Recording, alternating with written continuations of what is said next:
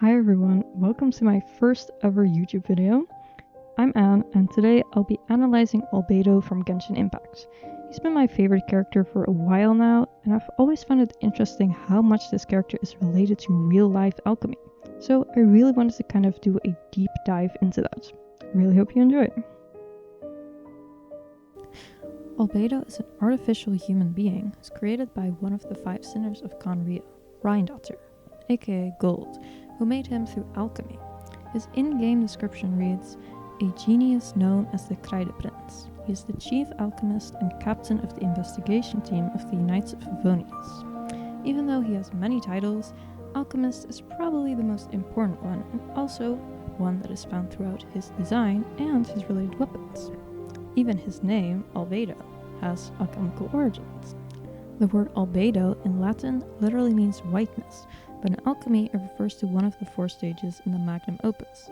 The magnum opus is the process of creating the philosopher's stone, which was the goal of alchemists.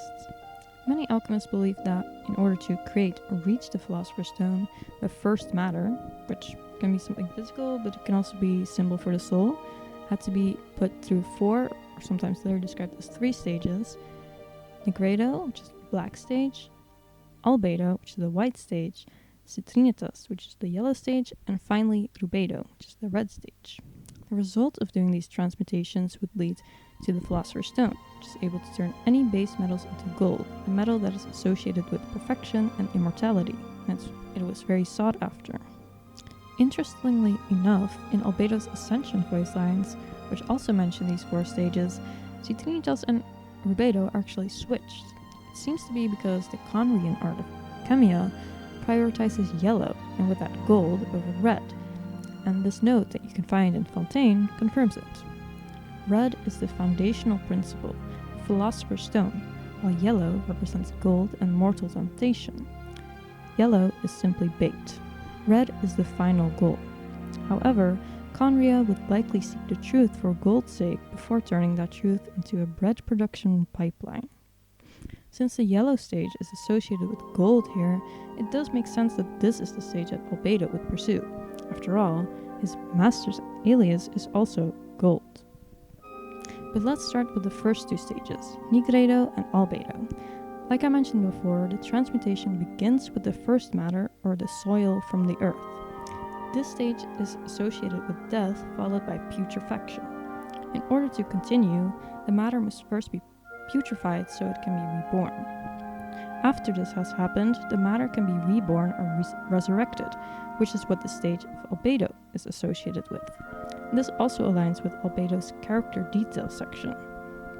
The universe is heaven reversed, and the earth is a dream lost to time. This is dust, the most basic form of complex life. As if to provide evidence for this claim, Albedo lifted the burnt ash of a flower that once grew atop a dendrocyme's head. Seconds later, the Cecilia sprouted forth from the ash in his hand. And this is new birth. In this excerpt, we see that Albedo uses the ashes of a flower from a dendrocyme, which is the Nigredo stage, into life in the form of Cecilia, which is the Albedo stage. However, I believe we can actually apply this concept onto a broader context as well, Rheindatter's creations. From the version 2.3 event, Shadows and Snowstorms, we know that Albedo was not actually Rheindatter's first attempt at making a human. Rather, this first attempt is who we know as Subject 2. Not only that though, because Rheindatter actually is the creator of many monsters around that. The Rift Wolves, the Wolf Lord, the Dragon Durin, and the most recent addition, Bakunawa. However, it seems that Rheindatter does not really consider any of these beings her children anymore, besides Albedo. But I suppose that still makes me a mother. I think we could see all of these failed creations as the Nigredo stage, as they needed to come into existence before the Albedo stage, and thereby playable Albedo could be transmuted. Of course, most of these monsters still existed when Rheindatter made Albedo, and didn't necessarily die or turn to ash, but they are associated with the cataclysm and subsequently the fall of Conria. They are symbolically very linked to death and putrefaction in the form of the fall of a nation and abyssal corruption. Then we enter the Albedo stage, which is also the stage associated with our character Albedo, which might sound logical. However, it's not just his existence, but also his goal and the pursuit of the truth of this world that Reindotter assigned to him. This, I believe, is the key to reach the next two stages of the magnum opus journey. After Reindotter sent Albedo off to Mondstadt, he started spending most of his time on Dragonspine, where the thing that he spent the most time investigating is Duran's heart. Since the first time we met him, all the way back in 1.2, he's been trying to figure out everything about it, and he eventually seems to realize that Duran is closer related to him than he thought. A few years later, we have the Simulanka event, where we meet a little dragon, also named Duran. This Duran was created by an old friend of Reindotter from the Hexen Circle, M. M sympathized with the fate of the dragon Duran and hoped to give Mini Duran a happier ending through Simulanka. In the afterword of the quest, in this version, Wanderer tells Albedo that Duran might be resurrected. Remember, the Albedo stage of alchemy is associated with exactly that, resurrection. Anyway, fast forward to the paralogism quest, where it appears to be true and Duran's energy causes all kinds of trouble in Mondstadt. Albedo believes that, were Duran to resurrect in his full form, it would have dire consequences for the entire world. He then reveals his plan to instead kill the evil Duran and revive him in a human form using Mini Duran, who has a purer heart. This yet again aligns with the Nigredo and Albedo stages, where something must first die in order to move on to the next transmutation that will purify and resurrect it. The evil-hearted Duran is putrefied, and the new Duran with a purified heart is resurrected. I believe Albedo's act of resurrecting Duran completed the Albedo stage. Now that the Albedo stage has finished, the next one is Rubedo, the red stage. I think this makes a lot of sense, especially since Duran's heart and the surrounding area is tinted in red. Even the monsters that attacked Mondstadt in paralogism have a red aura surrounding them, which also came from Duran. The magnum opus will likely continue with playable Duran and Not Cry, since the Not Cry trailer also revealed that Albedo would be involved yet again. Honestly, I think the Rubedo stage will happen in the quests that involve these characters, so I don't really think I can say much more on this stage. What I can say though is that the Rubedo stage is associated with finding a sense of self, or in Albedo's words, the refinement of feeling, which might very well be related to Duran figuring out his identity and his place in Teyvat. According to Jung, a psychologist, the stage is also linked to individuation. So maybe it's related to how human Duran will distinguish himself from dragon Duran and become his own person. Then the last stage, Citrinitas. Undoubtedly, this stage can be linked to Reindotter herself and the completion of Albedo's assignment. This stage is associated with revelation and knowledge, especially the knowledge of how to reach gold. This might stray away a bit from Albedo, but I believe we can link it to Reindotter merging her consciousness with that of Nibirius, who's the shade of life. In this, she came to understand the divinity behind life and the creation of it.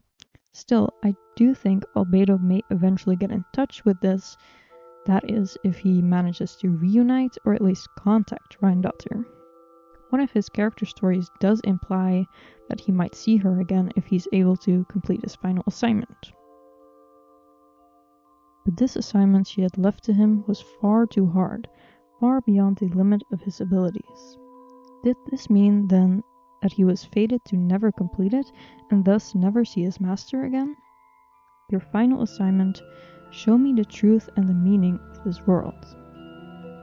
Despite his doubts, it does seem like Albedo completed his assignments from what he says after the events of the paralogism quest. If that is the case, perhaps he will be reunited with Reindotter soon. I mean, honestly, I do hope so.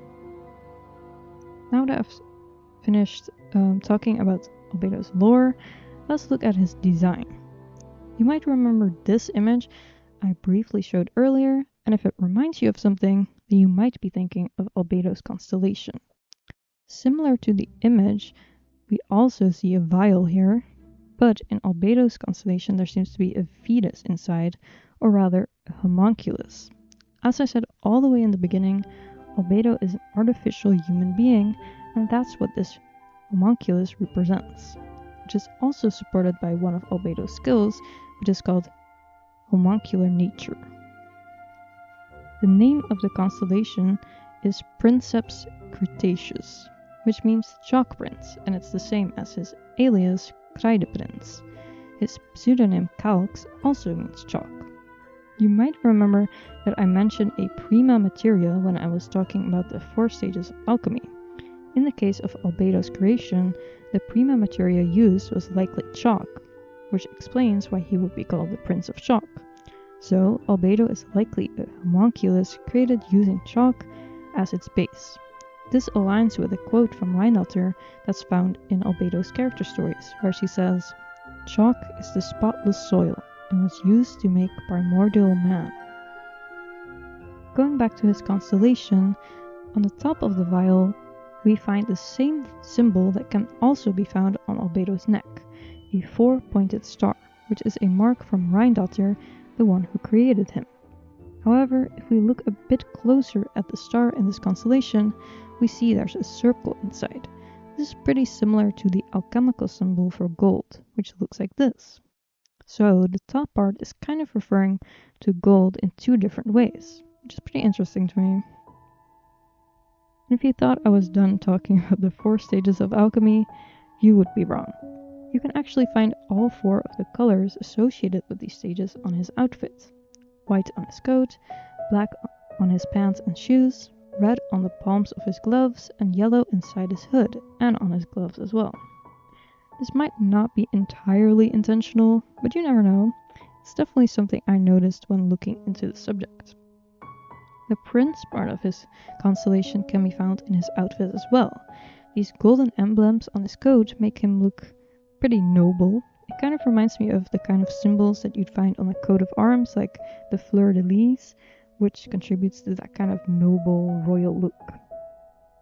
Now, this might be kind of a stretch, but bear with me. We can actually find a lot of shapes that are similar to the alchemical symbol for gold in his outfit as well, like on his belt, the buttons, and on the emblem on his back.